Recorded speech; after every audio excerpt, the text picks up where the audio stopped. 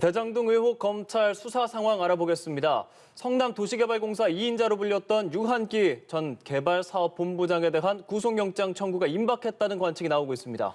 유 전 본부장은 황무성 공사 초대 사장의 사퇴를 종용했다는 의혹 등이 있습니다. 서울중앙지검으로 가봅니다. 곽준영 기자.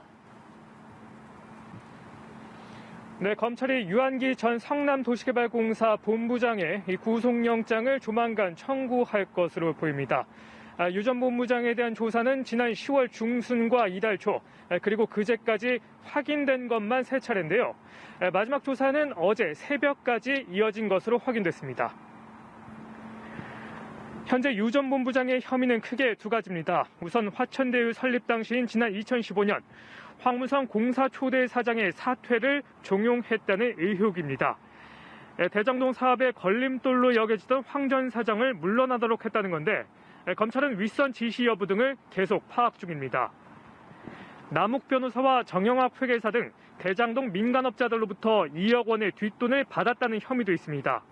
대장동 개발 사업 과정에서 필요한 한강유역환경청 평가를 위해 로비 명목으로 민간업자들이 뇌물을 줬고 유 전 본부장이 이를 받았다는 겁니다.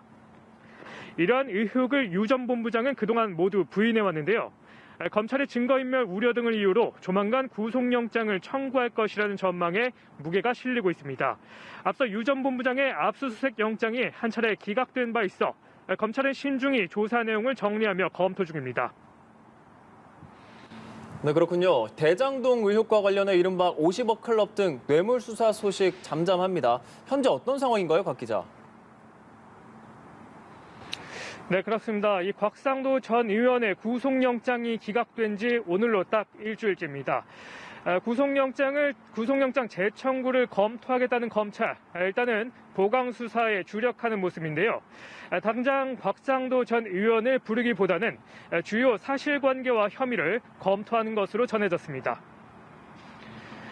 검찰은 일단 충분한 조사를 먼저 벌인 뒤 필요하다면 곽 전 의원 재소환 여부를 검토한다는 입장인데요. 검찰 입장에선 2번째 영장에 신중할 수밖에 없는 상황입니다. 당시 법원의 기각 사유를 보면 범죄 성립 여부에 다툼의 소지가 있고 구속의 사유와 필요성, 타당성까지 지적해 부실 수사 논란까지 일었기 때문입니다. 만약 영장이 또 기각된다면 사실상 50억 클럽 수사의 동력을 상실할 것이라는 분석도 나오는데요. 첫 영장에서 곽 전 의원의 청탁 대상을 특정하지 못해 이 법원의 지적을 받았던 검찰은 이 부분도 들여다보는 것으로 알려졌습니다.